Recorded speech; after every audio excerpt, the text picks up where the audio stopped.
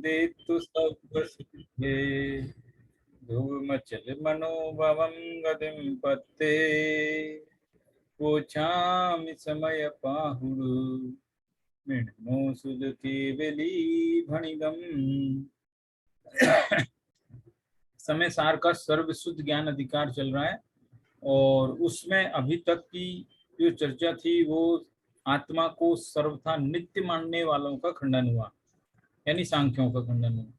अब जो है सर्वथा अनित्य मानने वालों का खंडन होगा, यानी कि बौद्ध मत का खंडन होगा। और खंडन करने के पहले की जो भूमिका है, यानी कि जो थोड़ा सा इंट्रोडक्शन है, वो इसके पिछले कलशों में आ चुका था। अब इसके आगे की जो बात करनी है वो गाथाओं की तरफ करनी है। अपनी जो गाथा है, एक मिनट, ये गाथा मैं आपको शो करता हूँ। गाथा हमारी 344 हो गई है और 45, 46, 47 और 48 चार गाथाएं यहाँ पर दी हुई है। ये गाथा पढ़ता हूँ। केहिंचिदुपच्ययेहिं वीणस्सरेणेव केहिंचिदु जीवो जम्मा तम्मा कुवदी सोवा अन्नूननेयन्तो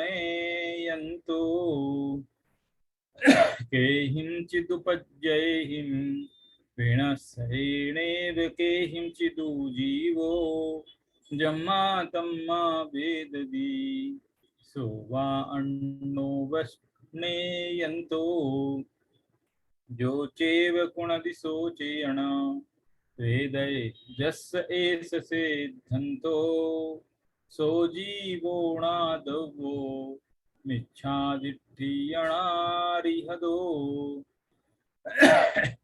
अन्नो करेदि अन्नो परिभुञ्जति जस्स एष सिद्धन्तो सो जीवोणादवो मिच्छादिठ्ठियणारिहदो।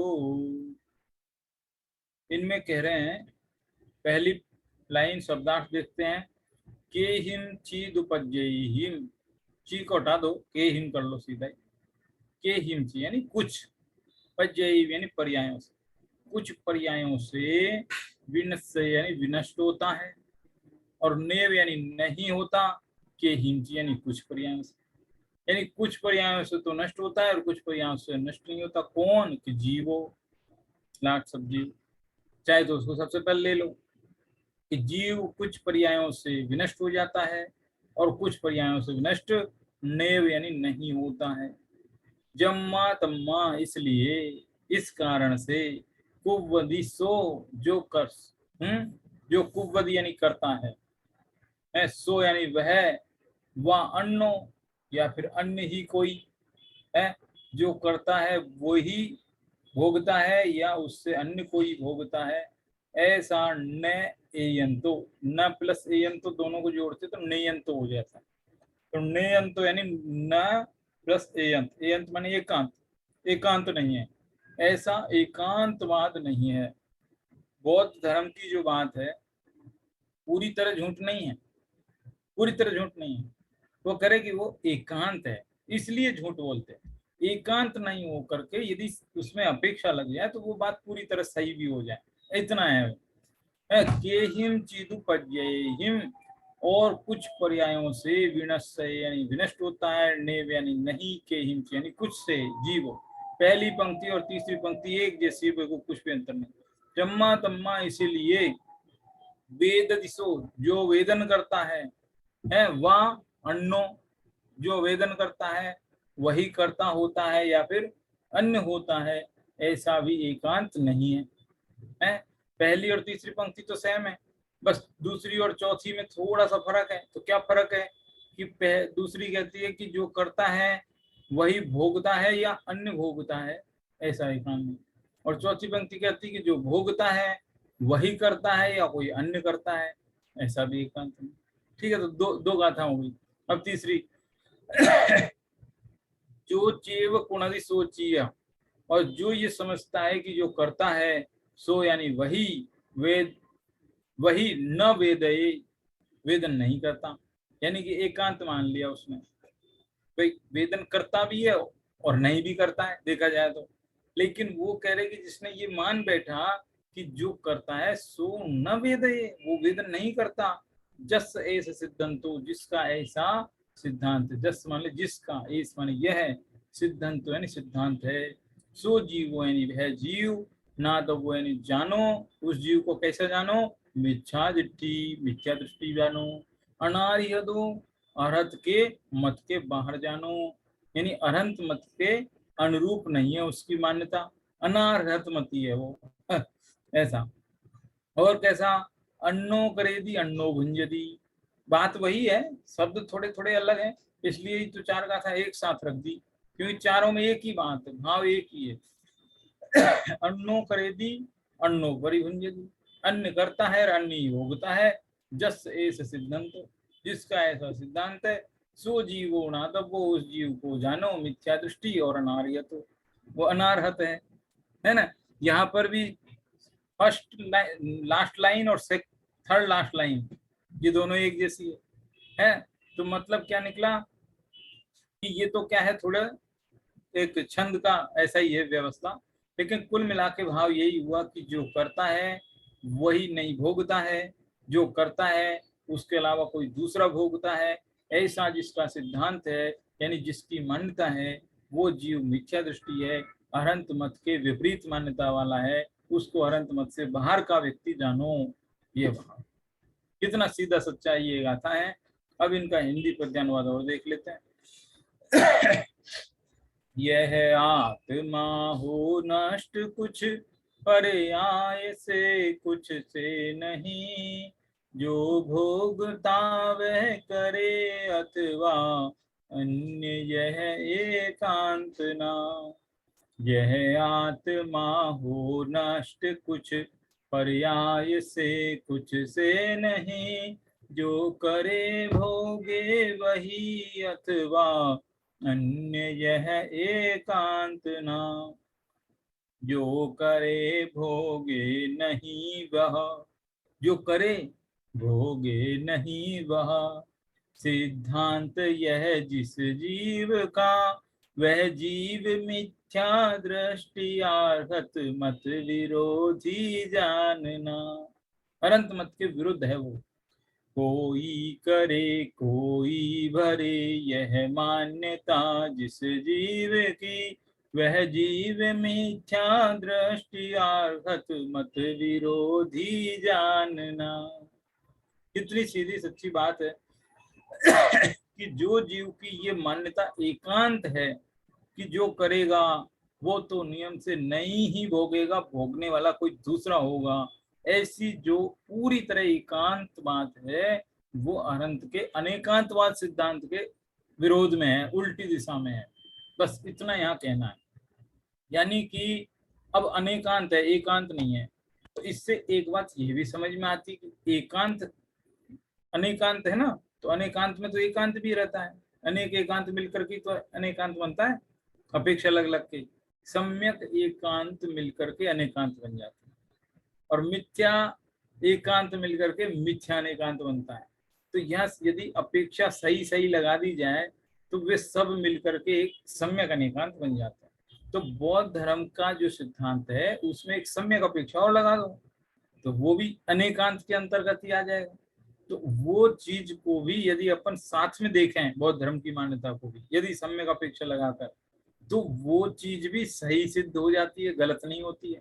ऐसा इन गाथाओं में सिद्ध करेंगे। वो करे कि ऐसा है, ऐसा नहीं है कि वो पूरी तरह झूठ है, पूरी तरह झूठ नहीं है, वो भी एक एकांत पक्ष है। तो क्या एकांत है वो बताएंगे कि जीव, इन गाथाओं में क्या कहा कि जीव कुछ पर्यायों से नष्ट हो जाता है और कुछ पर्यायों से नष्ट नहीं होता है। अब ये क्या बात हुई, ये क्या बात हुई, पर्याय तो एक समय की होती है और एक समय बाद नष्ट हो जाती है, सभी पर्यायों का ऐसा ही सिस्टम है। तो यहाँ तो कह रहे कि कुछ पर्यायों से नष्ट नहीं भी होता। कि क्या कह रहे हो, पर्याय तो एक समय की होती है, एक समय के बाद नष्ट होगी ही होगी, फिर नष्ट नहीं होगी, ये क्या प्रश्न है। ये ऐसा क्यों कहा कि कुछ पर्यायों से जीव नष्ट नहीं होता है ना। ये सिद्धांत आपको पता होगा, कुछ समय सार की अपनी शब्दावली है। और इसी समय सार में जब छठवीं सातवीं गाथा पढ़ी थी तब ये बात बताई थी कि पर्याय तो पर्याय हैं ही, लेकिन गुण भी पर्याय कहलाती। आप होगी ये क्या हो गया, गुण भी पर्याय और पर्याय भी पर्याय कि हाँ, लेकिन उसका फर्क है। क्या फर्क है कि पर्याय दो प्रकार की होती है। पर्याय दो प्रकार की होती, कौन कौन सी दो प्रकार होती है? एक होती है सहभावी पर्याय और दूसरी होती है क्रमभावी पर्याय, है ना। जो सहभावी पर्याय है, सदा साथ साथ रहती है ना, वो होती है गुण। और जो क्रमभावी है, एक के बाद एक ही आती है, तो वे होती है पर्याय है। तो सारे गुण द्रव्य में एक साथ ही मौजूद रहते हैं, आगे पीछे नहीं। ऐसा नहीं कि पहले दर्शन फिर ज्ञान फिर चारित्र, ऐसा कोई सीरियल से एक एक गुण बारी बारी से आते नहीं है, बल्कि सभी गुण एक साथ हिल मिल के आत्मा में रहते हैं। इसलिए उनको सहभावी पर्याय यानी गुण गुण को सहभावी पर्याय कहते हैं और पर्यायों को क्रमभावी पर्याय कहते हैं। तो गुण भी पर्याय है और पर्याय भी पर्याय है, दोनों ही पर्याय है। तो यहाँ पर ये मूल गाथा में जो शब्द आया था केहिम जिहुपज्येहिम विनश्यये नेव केहिंचित् दुर्जीवो, कि कुछ पर्यायों से जीव विनष्ट होता है और कुछ पर्यायों से नहीं होता है। ठीक है, तो कुछ पर्यायों से नष्ट होता है माने जो क्रमभावी पर्याय है वो तो एक समय बाद नष्ट हो ही जाती हैं, लेकिन जो सहभावी पर्याय है वो कभी नष्ट नहीं होती है। समझ गए ना, कि पर्यायों से नष्ट होता है माने पर्याय तो बदल जाएगी लेकिन गुण नहीं बदलेंगे, द्रव्य नहीं बदलेगा, द्रव्य तो वही रहेगा। इसलिए जीव कुछ पर्यायों से उत्पन्न होता है, मतलब बना रहता है, और कुछ पर्यायों से नष्ट होता है। इसलिए जो करता है वही भोगता है, ऐसा एकांत भी नहीं, और जो करता है वो नहीं भोगता, ऐसा एकांत भी नहीं। देखना बहुत ही गजब की बात है कि जो करता है वह नहीं भोगता, इसका मतलब सहभावी पर्यायों को नहीं माना, और जो करता है वही भोगता है ऐसा कोई माने तो उसने क्रमभावी पर्यायों को नहीं माना। बताओ कितना मतलब बैलेंस बहुत जरूरी है। जो ये कहता है कि जो करता है वही भोगता है तो उसने क्रमभावी पर्याय नहीं मानी, और जो ये कहता है कि जो करता है और वो नहीं भोगता, कोई दूसरा भोगता है, तो फिर उसने सहभावी पर्यायों को नहीं माना। तो इसलिए वो कह रहे हैं कि एकांत नहीं है, वो बौद्ध धर्म की मान्यता आंशिक सत्य है, पूर्ण सत्य नहीं कह सकते। तो इस तरह से ऐसी बात यहाँ पर बताई जा रही है। अब देखो टीका में क्या कह रहे हैं, टीका में ये कह रहे हैं कि जो अगुर लघुत्व गुण के कारण जो परिणमन होता है, सूक्ष्म परिणमन, एक एक समय के अंतर्गत जो परिणमन है वो अत्यंत क्षणिक है। इसलिए जीव जब करता है तुरंत ही उसका फल तो नहीं भोग सकता, फल भोगते हैं इतनी देर में तो पर्याय बदल जाएगी। इसलिए इस दृष्टि से देखा जाए तो जो करता है वो भोगता नहीं है, भोगता कोई और है, यानी दूसरी पर्याय भोगती है। एक पर्याय में किए गए कार्य को दूसरी पर्याय में जीव भोगता है। यदि हम पर्याय की अपेक्षा से देखें तो एक पर्याय में जो काम हुआ तो दूसरी पर्याय में उसका फल नहीं, फल तो दूसरी को ही मिलेगा, उसी पर्याय को मिल नहीं सकता। तो पर्यायार्थिक नय से देखें तो जो करता है वो भोगता नहीं है, भोगने वाला कोई दूसरा है ना। और यदि द्रव्य की दृष्टि से देखें यानी द्रव्यार्थिक नय से देखें तो जो करता है वही भोगता है। कैसे, देखो इसका उदाहरण दिया, उदाहरण ये दिया कि जैसे कोई मनुष्य है, उस मनुष्य ने अपने जीवन में कोई बहुत अच्छे अच्छे कर्म किए और उस कर्म के फल में वो स्वर्ग चला गया और स्वर्ग में जाकर उनको उसका फल मिला। तो देखने वाला क्या कहेगा, किया तो मनुष्य ने, किया तो मनुष्य ने और भोगा देव ने। तो किया किसी ने और भोगा किसी ने, तो बताओ फर्क आ गया। पर्याय की अपेक्षा देखने से बौद्ध धर्म की बात सत्य होती है। यदि बौद्ध धर्म की जो बात है उसमें पर्यायार्थिक नहीं की यदि अपेक्षा जोड़ देवे तो बात 100% सही हो जाती है ना। तो यहाँ ये कह रहे हैं कि पर्यायार्थिक नय से जो करता है वो भोगता नहीं है, भोगने वाला कोई और है। यदि उस जीव ने पाप किए और पाप के फल में नरक चला गया तो किया तो मनुष्य ने और भोगता है नारकी, तो फर्क आ जाता है ना। और देखा जाए तो जीव तो वही है, जिस जीव ने मनुष्य पर्याय में कर्म किया था उसी जीव ने उसी जीव ने देव पर्याय में उसे भोगा। तो किया भी उसी ने और भोगा भी उसी ने। तो द्रव्यार्थिक ने से जो करता है वही भोगता है। देखो, क्या ऐसा नहीं कहा कि तुम पूरी तरह ही गलत हो, आचार्यों ने ये नहीं कहा तुम पूरी तरह ही गलत हो, नहीं, तुम्हारी बात सत्य है, बस उसमें ये अपेक्षा जोड़नी। तो दोनों बातें हैं, एकांत नहीं है, अनेकांतवाद है, ऐसा यहाँ पर बताया है। और देखो, पर्याय तो फिर भी बहुत बड़ी बड़ी हैं, मनुष्य पर्याय, देव पर्याय, इसके अंदर छोटी छोटी पर्याय भी होती है, जैसे बालक है, फिर युवा है, वृद्ध है, ऐसे और भी भेद बना सकते हो। शिशु अवस्था है, किशोर अवस्था है, युवा अवस्था है, प्रौढ़ावस्था, वृद्धावस्था, ऐसे बहुत बन सकती है। तो कह रहे कि आपने बचपन में जो काम किया है, बचपन में पढ़ाई लिखाई की, एक बालक पढ़ता है, कॉलेज जाता है, डिग्री लेता है, फिर नौकरी करता है, फिर उसको फल मिलता है, तो कहते देखो बचपन का काम और जवानी वाला भोग रहा है। मतलब बालक ने तो किया था और युवा भोग रहा है। तो कर रहा है कोई और भोग रहा है कोई।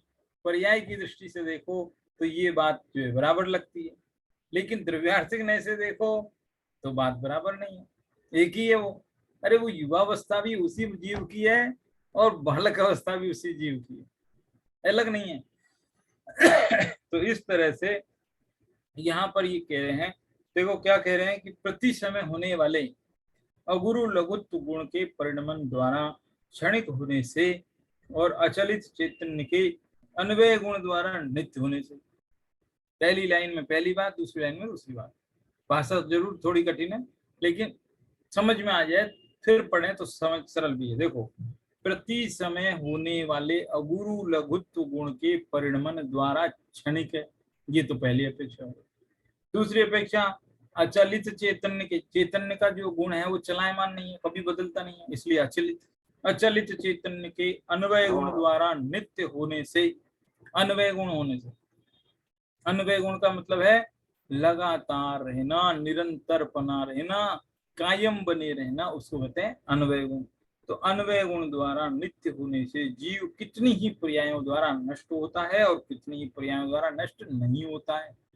इस प्रकार जीव दो स्वभाव वाला है, जीव के दो स्वभाव है, एक नित्यपना, दूसरा अनित्यपना, ऐसा कह रहा है। अब देखो, हालांकि आपको देखो इसलिए कठिन लग सकता है, बात कुछ कठिन की है ही, कभी हमने पढ़ी सुनी नहीं है, कई विद्वान तक भी नहीं जान पाते हैं।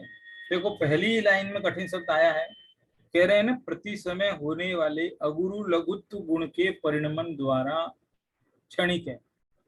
क्षणिक है ये तो अपन को पता है, हम सब बचपन बच्चा जानता है कि पर्यायार्थिक ने से क्षणिक है। लेकिन अब ये कठिन शब्द एक ये आ गया, अगुरु लघुत्व गुण के परिणमन द्वारा, ये क्या मतलब? तो ऐसा, अब देखो इसमें मैं भी बहुत ज्यादा एकदम ज्यादा मैं भी नॉलेज नहीं रखता हूँ, लेकिन जितना मेरे को पता है वो ये है कि जीव के अंदर बहुत ही बारीक बारीक सूक्ष्म परिवर्तन होते हैं, प्रति समय होते हैं वो, और वे जो प्रति समय परिणमन होते हैं वे सिद्ध भगवान के अंदर भी होते हैं। सिद्ध भगवान का हालांकि ध्रुव अचल अनुपम अवस्था है, ध्रुव है, अचल है, कुछ भी उसमें बदलेगा नहीं, ऐसा इसी समय सार में कह रहे हैं। लेकिन फिर भी कह रहे वो जैसा भी है वो एक जैसा ही बदल रहा है, इसलिए हमने उसको ध्रुव अचल कह दिया। बदल तो रहा है लेकिन जैसा था ना उसी रूप में बदल रहा है, इसलिए अचल कह दिया। लेकिन वास्तव में उसमें भी सूक्ष्म परिवर्तन होते हैं, और वे सूक्ष्म परिवर्तन जो है अगुरु लघुत्व गुण के अंतर्गत जो है सटगुणी हानि वृद्धि होने से होते हैं, ऐसा कुछ है। और वो सटगुणी हानि वृद्धि ये शब्द सुनने और कहने से डर लगता है। क्यों डर लगता है? कि उसकी कोई विशेष लंबी चौड़ी व्याख्या है वो मेरे को भी नहीं मालूम, लेकिन कभी मैंने सुनी थी, इसलिए थोड़ा थोड़ा मुझे समझ में आया कि कुछ है, कठिन चीज है, मेरे नहीं पल्ले पड़ी।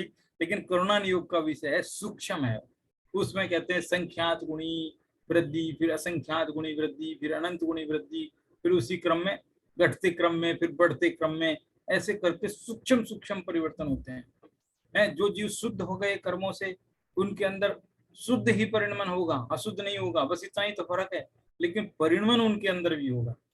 अब शुद्ध शुद्ध शुद्ध शुद्ध परिणमन है, इसलिए उनका एक जैसा परिणमन है, इसलिए अचलित, अचल अवस्था, ध्रुव अचल, ऐसा कह दिया। लेकिन फिर भी अचल होते हुए भी सूक्ष्म परिवर्तन होते हैं। वो अगुरु लघुत्व गुण के जो सटगुणी हानि वृद्धि उसको बताने के लिए ऐसा शब्द यहाँ पर लिखे है। लेकिन अब नहीं समझ में आए तो उसको थोड़ा साइड करके फिर इतना ही समझो कि जीव में प्रति समय पर्याय बदलती है। और नित्य क्यों जीव? क्योंकि उसका जो चैतन्य गुण है वो अन्वय है। चाहे कितना भी बदले, कितना भी बदले, कितना भी बदले, लेकिन चेतनपना उसका कायम ही रहता है, बदलता ही नहीं है। बदल कर भी चेतनपना रहेगा, इसलिए वो नित्य है। इस कारण जीव दो स्वभाव वाला है।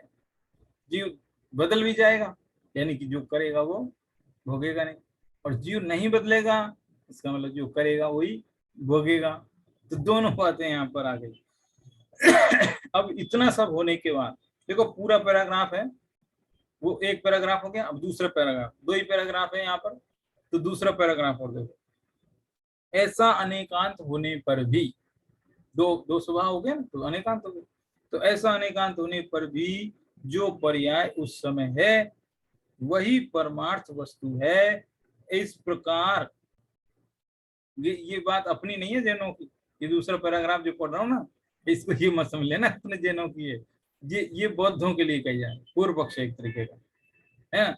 ऐसा अनेकांत होने पर भी जो पर्याय उस समय है वही परमार्थ वस्तु। इस प्रकार वस्तु के अंश में पूर्ण की मान्यता करके, कौन करते हैं? बौद्ध लोग।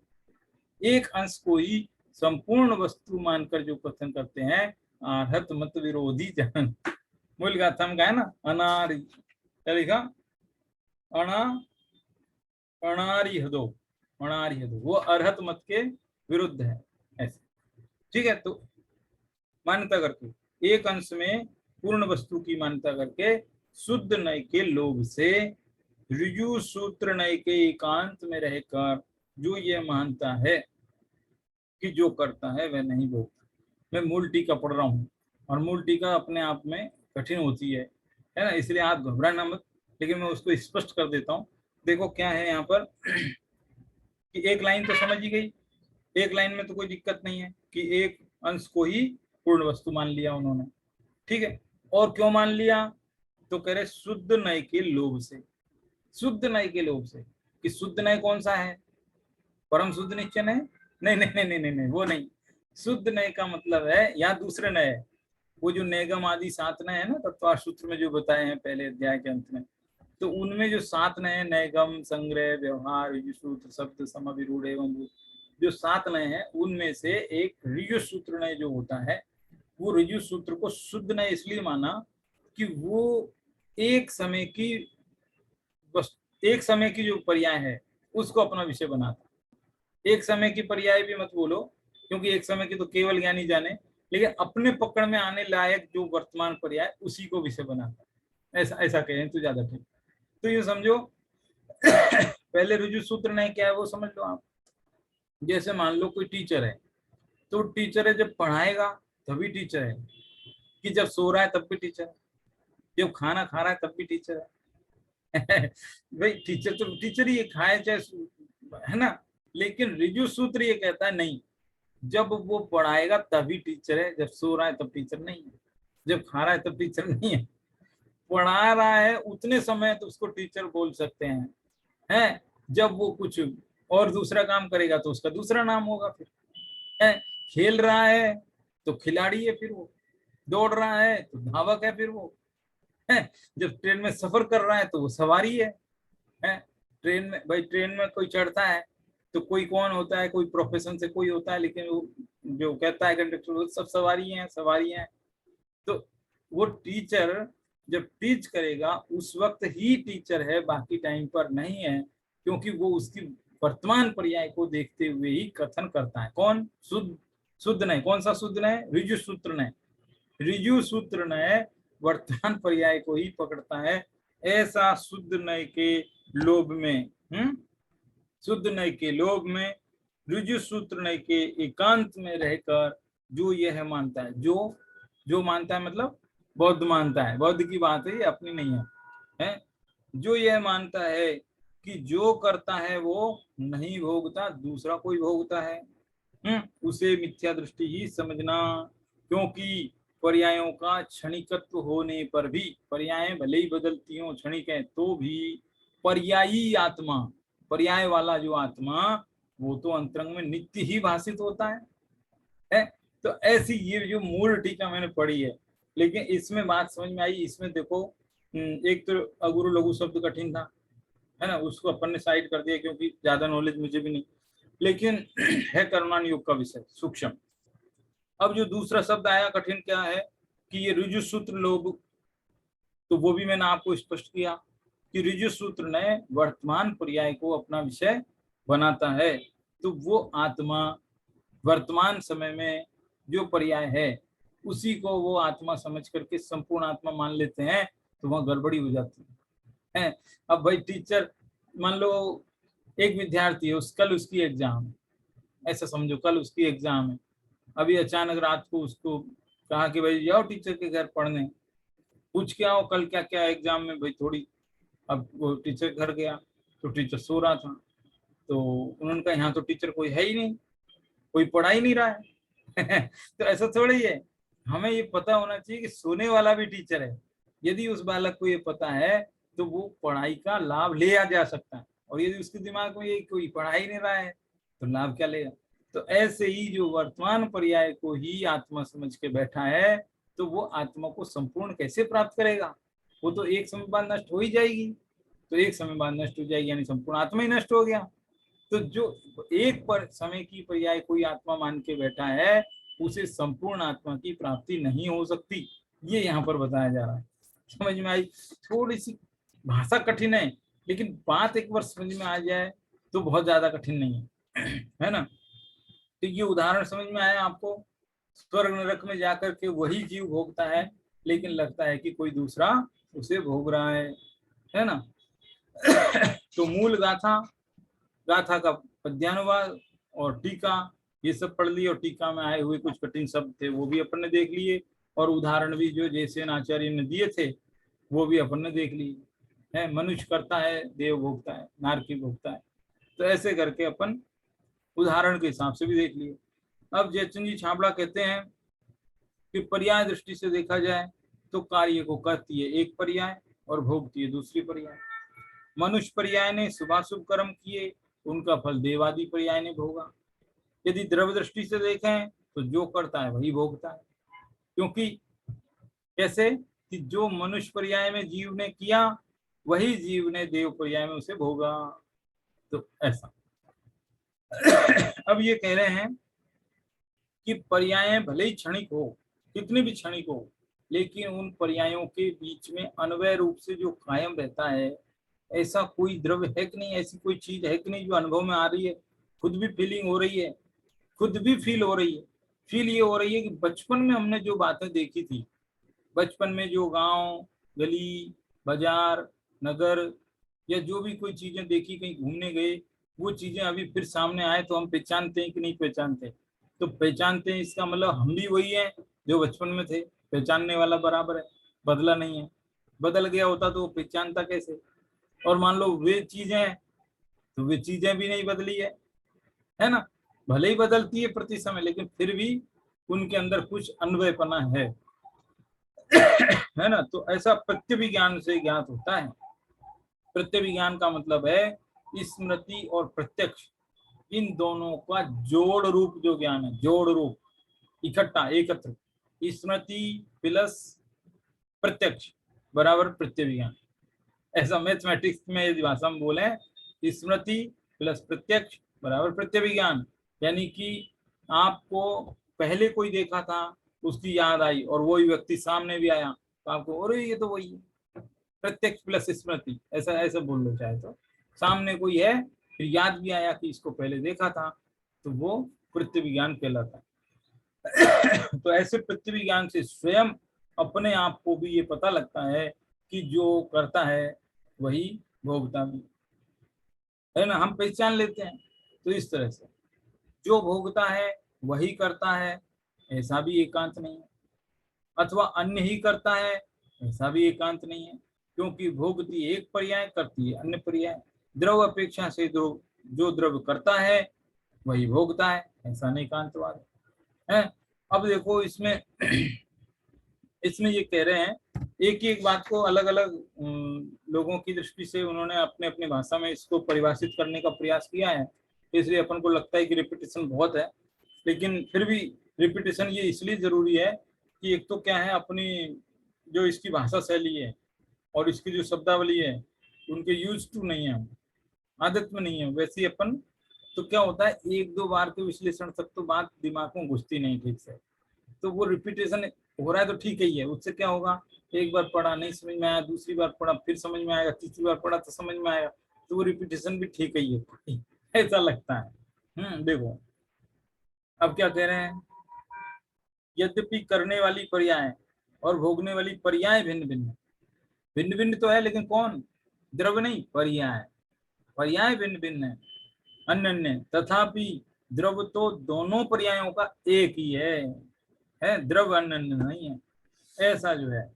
अरे भाई तेरी अवस्था में जो क्षण क्षण में बदलाव आता है वह भी तू नहीं है, जो क्षण क्षण में बदलाव है वह भी तू नहीं है, तू तो त्रिकाली आनंद का नाश सच्चिदानंद स्वरूप भगवान है, अपने उस स्वरूप को दृष्टि में ले, उसी में लीन हो जा, ऐसा करने से जो शांति और आनंद प्रकट होगा वही सदाचरण है, अंदर में सब त्रिकाली प्रभु है, उस रूप आचरण वही सदाचरण है, बाकी सब संसार के कारण है, ऐसा न। अब देखो वही उदाहरण है कि कोई राजा है मर करके वो जो है नरक चला गया, अब शुभम चक्रवर्ती को ले लो, शुभम चक्रवर्ती था नरक चला गया, तो वो किया था चक्रवर्ती ने और भोगा नारकी ने, है, तो ऐसे हम देखते हैं तो अलग अलग दिखता है, लेकिन वास्तव में शुभम चक्रवर्ती का जीव भी वही था, नारकी का जीव भी वही था।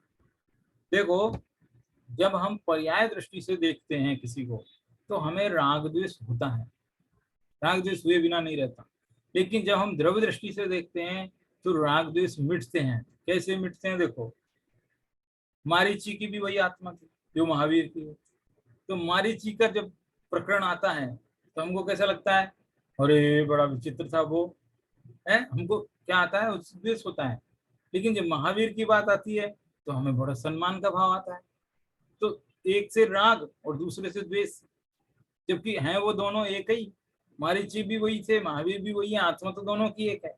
तो जब हम दोनों में एक पने को देखते हैं, द्रव्य दृष्टि को विचार करते हैं, तो हमें वीतरागता आती, राग द्वेष मिट जाते हैं, क्या राग करे क्या द्वेष करे, आत्मा तो वही है ना। तो इस तरह से पर्याय दृष्टि से देखने पर राग द्वेष खड़े होते हैं और द्रव्य दृष्टि से देखने पर राग द्वेष मिटते हैं, वीतरागता आती है।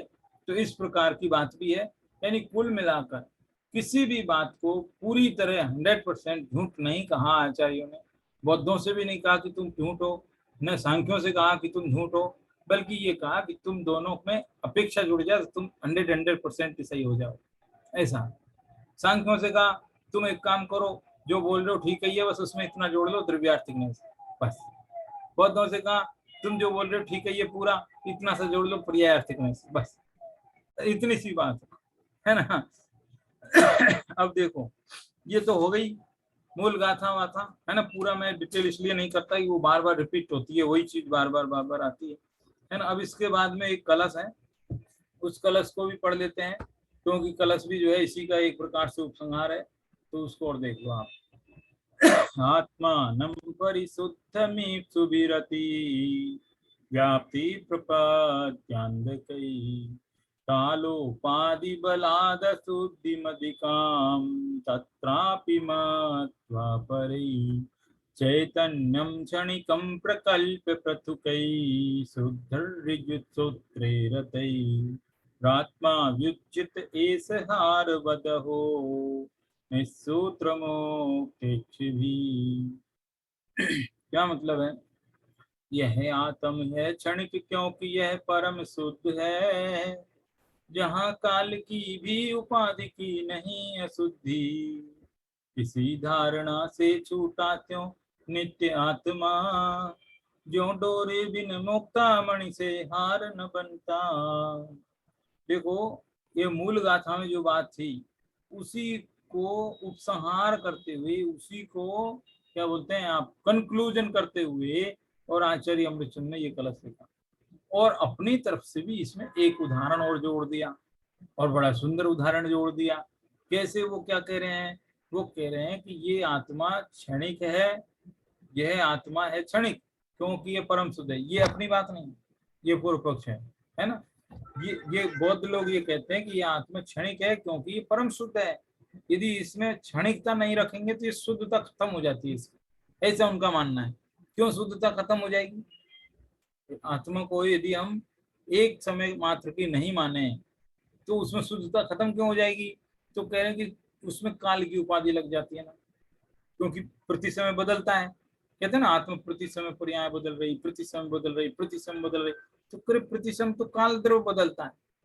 और अच्छा, बदलता है तो किसके कारण बदलता है? कि काल द्रव के कारण। अच्छा, जीव में जो परिवर्तन होता है वो किसके कारण होता है? काल द्रव के कारण। पर्याय क्यों बदलती है? काल द्रव है ना निमित्त। सभी द्रव्यों के परिणमन में जो द्रव्य निमित्त है उसे क्या कहते हैं? काल द्रव कहते हैं। तो कह रहे कि काल द्रव के निमित्त से जीव में पर्याय बदलती है प्रति समय। तो हम ये माने कि जीव में प्रति समय जो बदलाव हो रहा है वो काल द्रव के कारण हो रहा है, तो उसमें एक काल की उपाधि जुड़ जाती है। जीव को लगता है कि वो इंडिपेंड नहीं रहा, वो काल के ऊपर डिपेंड रह गया।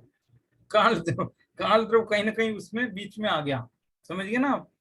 काल की एक बीच में ऐसा लगता है ना, अरे उसके बिना उसकी इंडिपेंडेंसी खत्म हो गई जीव की। तो करे कि उसमें काल द्रव बीच में आ जाता है, इसलिए हम उसको जीव को एक समय मात्र वही है, बस बस थोड़े समय रहा, बदल गया माने नया जीव आ गया और पुराने जीव के संस्कार उसमें ट्रांसफर हो। ये बौद्धों का मानना है। अब कितना मानना है, कैसा मानना है, वो तो अपन ने बौद्ध ग्रंथ पढ़े नहीं, लेकिन ये जो कुंद कुंद और अमृतचंद्र वगैरह ने जैसा वर्णन यहाँ किया है, मैं तो उसके अनुसार यहाँ आपको बता रहा हूँ। ठीक है। तो यह आत्म है क्षणिक क्योंकि यह परम शुद्ध है, जहां काल की भी उपाधि की नहीं अशुद्धि। ये हुआ पूर्व पक्ष अभी तक का, अपना नहीं।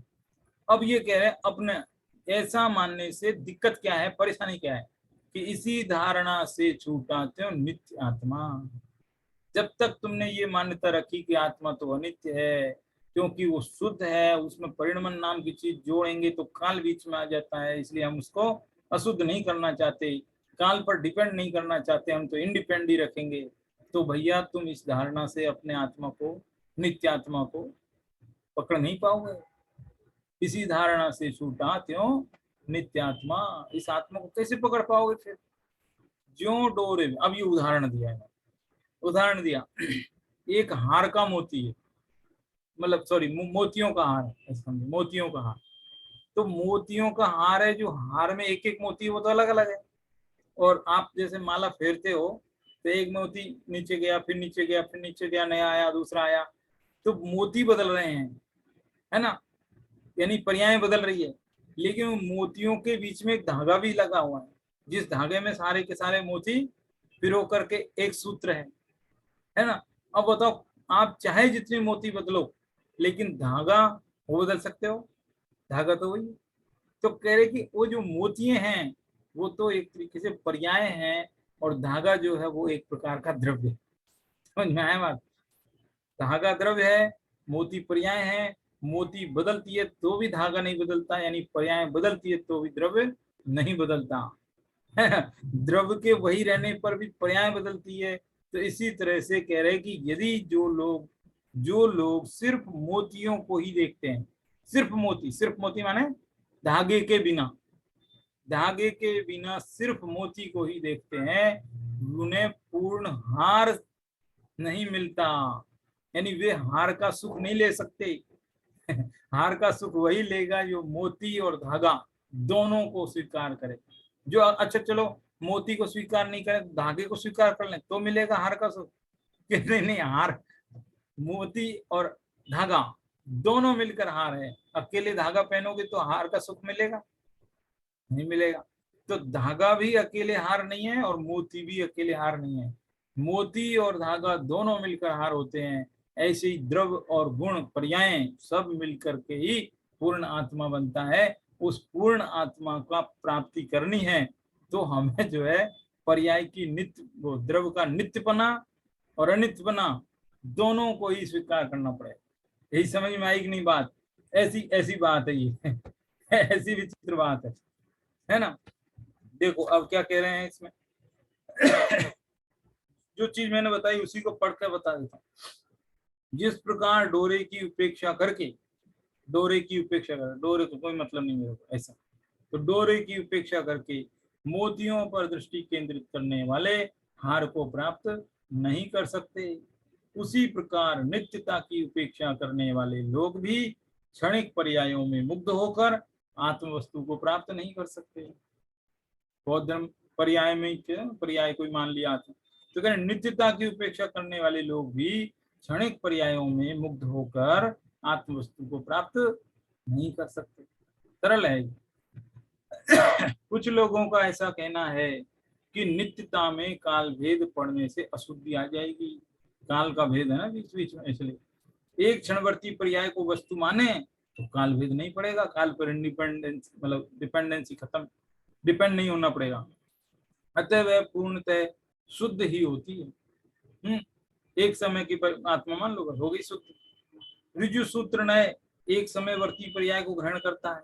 इस कारण देखो कितने कारण बता दिए, काल की उपाधि लगानी पड़ेगी, वो छोड़ो चक्कर, और ऋजु सूत्र नए वर्तमान पर्याय मानता है, तो हम तो ऋजु सूत्र नए के हिसाब से लेंगे। बौद्ध धर्म का जो कथन है वो ऋजु सूत्र नए से है, ऐसा ऐसा कह रहे हैं। ठीक है, इस कारण यहाँ यह कहा गया है, देखो हमारे आचार्यों की विशेषता किसी को गलत नहीं कही, बस उसमें अपेक्षा लगा देंगे, सूत्र लगा देंगे, ठीक होगा।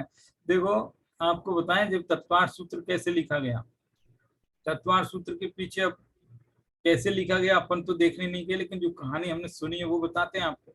ये कहानी ये सुनी थी कि एक मुनिराज आचार्य उमा स्वामी जो भी, तो वो आहार के लिए गए, आहार करने के लिए, मतलब आप गोचरी बोलते हो आहार जो भी, तो उसके लिए जब वो गए नगर में, तो वो कच्चे कच्चे घर होते थे, झोपड़ियां होती थी, तो उस गांव में किसी घर के आगे, झोपड़ी के आगे किसी श्रावक ने, श्रावक का था वो घर, तो श्रावक ने ऐसे लिख रखा था घर घर के बाहर, दर्शन ज्ञान चरित्राणी मोक्ष मार्ग, दर्शन ज्ञान और चारित्र मिलकर मोक्ष मार्ग होते हैं। ठीक है, अब इन्होंने देखो ये सही लिखा कि गलत लिखा उसने श्रावक ने, तो आचार्य उमा स्वामी को ने देखा, तो उनका देखो ना तो ये सही है ना ये गलत है, क्योंकि इसमें अपेक्षा जोड़ना बाकी है अभी। यदि मान लो इसके आगे मैं मिथ्या लिख दूं, मिथ्या दर्शन ज्ञान चरित्राणी, तो बताओ मोक्ष मार्ग होगा कि संसार मार्ग हो जाएगा, गड़बड़ हो जाएगी, अपेक्षा तो है ही नहीं इसमें। तो उन्होंने वहां पर जोड़ दिया शब्द सम्यक, सम्यक दर्शन ज्ञान चरित्राणी में सम्यक अपेक्षा जोड़ दी, तो फिर वो सही हो गया। मतलब जब तक अपेक्षा नहीं है तब तक बात झूठी है, और अपेक्षा लगते ही सही हो जाती है ना। तो ऐसे ही बौद्धों की बात भी न सही कह सकते ना झूठ कह सकते, क्योंकि इसमें अपेक्षा नहीं है, अपेक्षा साथ में जुड़ जाए सही हो जाती है। तो ये ऐसा आचार्यों को कहना। अब उस श्रावक को बाद में पता चला कि कोई मुनिराज आए थे और वो मेरे घर के आगे जो लिखा था उसमें अपेक्षा ऐसा जोड़ करके गए, तब उसको और एकदम समझ में, और ये तो बहुत गजब की बात हो गई। तो वो उन मुनिराज को ढूंढने के लिए जंगल में चला गया और उनके चरणों में कहा, महाराज आपने तो बहुत अच्छा काम कर दिया, अब आप मेरे को और भी ज्ञान दो। फिर कहते हैं कि उसको ज्ञान देने के लिए उन्होंने और सूत्र लिखे आगे आगे, तो धीरे धीरे वो पूरा ग्रंथ ही बन गया। तो इस तरह की कहानी है। और वो कहानी सही है गलत है वो तो जाने दो, लेकिन कहानी से भी हमको बहुत कुछ सीखने मिल जाता है, इसलिए ये कहानी सुनी थी हमने। ठीक है, तो आप देखो क्या कह रहे हैं कि शुद्धता के लोग में कि हम तो एक समय की पर्याय पकड़ लेंगे, काल को क्यों बीच में लाएं, और हम तो ऋजु सूत्र के हिसाब से ठीक है, ऐसा जो लोग मान करके और आत्मा को एक अंश मात्र ही समझते हैं, तो भैया तुमको पूर्ण आत्मा की प्राप्ति कैसे होगी ये है। जो एक मोती को ही सर्वस्व हार समझ लेगा, संपूर्ण हार, तो उसे पूरा हार कैसे मिलेगा। या तो कह रहे कि वो द्रव्य पर्यायों से मिल करके गुण पर्यायों का समूह द्रव्य है, वही आत्मा है, ऐसा कहे। इसके अगला जो कलश आएगा ना, वो कलश तो कहेगा तुम भेद इतने विकल्पों में पढ़ते ही क्यों हो, सब सब विकल्पों को हटाओ, खत्म करो, आप निर्विकल्प हो जाओ, ऐसा कहेंगे अगला। है ना। तो इस तरह से कुल मिलाकर बात तो आ ही गई लगभग लगभग पूरी, है ना। एक तो अभी तो क्या है, बनारसी दास जी ने भी इसका अनुवाद करके रखा है। क्या अनुवाद किया, चलो पढ़ ही देता हूँ, संक्षेप में पढ़ देता हूँ। के ही कहे जीव छन भंगुर, के ही कहे कर्म करतार, केई कर्म रहित नित जम्पै नए अनंत नाना प्रकार। जे एकांत गहे ते मूरख पंडित अनेकांत पखधार। जैसे भिन्न भिन्न मुक्ताहल गुण सो गहत कहावे आहार। जैसे कहे कोई जीव क्षणभंगुर, कोई तो जीव को कहता है ये क्षणभंगुर है, नित्य बदलता रहता है। कई कहे कर्म करता, ये तो कर्मों का करता है। कोई कहता है कि जीव कर्मों का करता है, कोई कहता है कि जीव क्षणभंगुर है। और कई कर्म रहित नित्य जम, कोई कहता है कर्मों से सदा रहित है, अलिप्त है, एकदम है, नित्य निरंजन है। नए अनंत नाना प्रकार, कह रहे कि जितने मुंह उतनी बातें, लेकिन ये सब नए भी उतने ही है, इसलिए सब में नए जोड़ दो तो सबकी बात सही है। नए अनंत नाना प्रकार, जे एकंत कहे, नए भी बहुत हैं और उन नयों से वे सभी बातें सही है, लेकिन फिर भी जो इनमें से एकांत को ग्रहण करता है वो मूर्ख है। पंडित कौन? कि जो अनेकांत पकता, अनेकांत पक्ष को जो धारण करता है, समझता है, वही पंडित है। जो एकांत को ग्रहण करता है वो मूर्ख है, मिथ्या दृष्टि है। जैसे भिन्न भिन्न मुक्ताहल, जैसे एक एक मोती भिन्न भिन्न है, लेकिन फिर भी यदि वो उनको द्रव दृष्टि से देखा जाए तो वो पूरा का पूरा हार कहलाता है। जब अलग अलग मोती एक डोरे में गुथ जाते हैं तो हार कहलाने लगते हैं। यथा सूत संग्रह बिना मुकत माल नहीं होई, जब तक धागा उसमें नहीं होगा तब तक वो माला नहीं बन सकती। तथा श्यादवादी बिना, उसी प्रकार श्यादवाद के बिना मोक्ष कोई साध नहीं सकता। ऐसा जो है भाव इसमें उन्हीं का लिया हुआ है। ठीक है, श्यादवाद के बिना व्यक्ति को मुक्ति नहीं मिल सकती, ये बात है।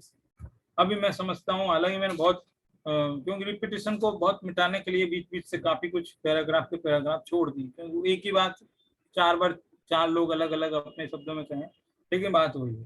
तो इस तरह से मूल गाथा और ये कलश पढ़ लिया। ठीक है, अब इसके आगे की चर्चा आगे कर लेंगे, आज की बात को यहीं विराम दे देते हैं। ठीक है, जय जिनेन्द्र। ठीक है।